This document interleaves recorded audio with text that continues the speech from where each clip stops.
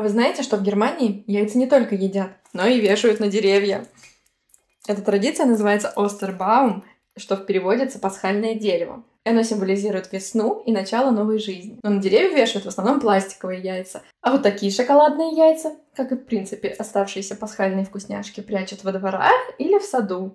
А дети утром выходят на поиски этих угощений. И вот такая вот пасхальная традиция здесь существует. Ну, на самом деле, эта традиция существует не только в Германии, а вообще, в принципе, в странах с протестантским и католическим христианством. Например, США, Голландия, Франция, Великобритания, ну и много других. Это, кстати, специальное пасхальное яйцо. Давайте посмотрим, может быть, там внутри что-то необычное. И игрушка в нем специальная. Это вот такой вот барашек, который в солнечных очках лежит на покрывале и расслабляется под весенним солнышком. А второе яйцо вот такой вот цыпленок.